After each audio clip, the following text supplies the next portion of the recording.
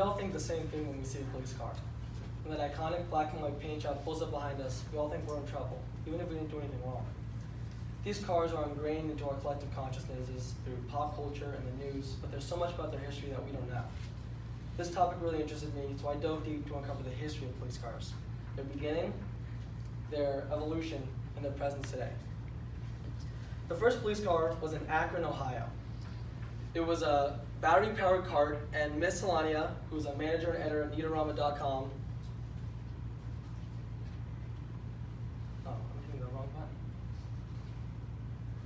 Neatorama.com explains that the Collins Buggy Company sold this cart to the Akron Police Force in 1899 for $2,400, which is equivalent to $65,000 today.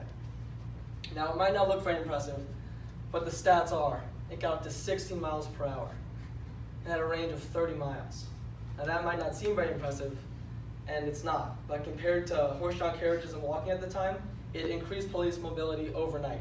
It carried up to 12 officers, making it the first squad car, and delivered them to problem areas around the city. This car was influential, but it wasn't until Prohibition did police really see the need for the squad car. During Prohibition, hot rodders and bootleggers would soup up their cars to outrun the police.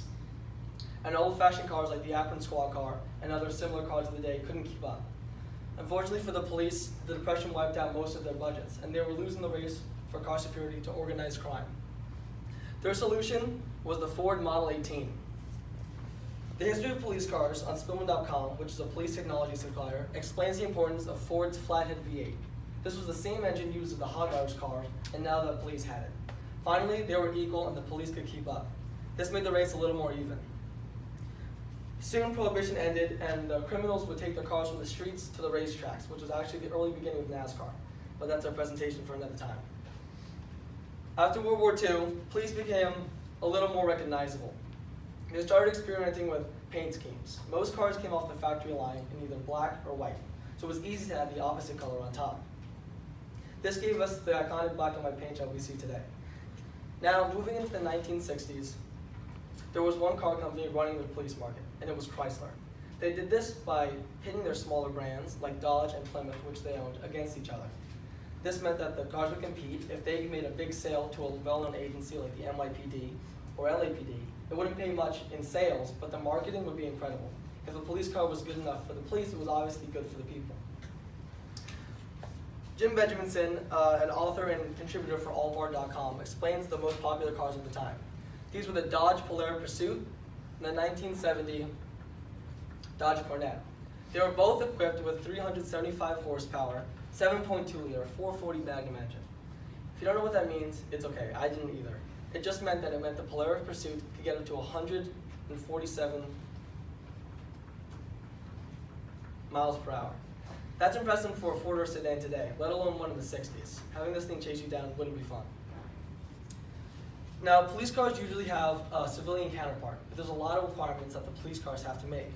Police cars have to be tough enough to take hits, and they have to be quick enough to chase down criminals. They also have to carry lots of extra weight.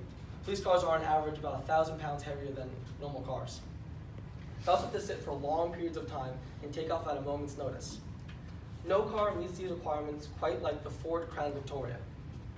The Ford Crown Victoria is probably one of the most iconic cop cars, and it's for good reason. Raphael Orlov, who's a writer and researcher for a car enthusiast company, explains in his article why police cars and taxi drivers love the Crown Vic.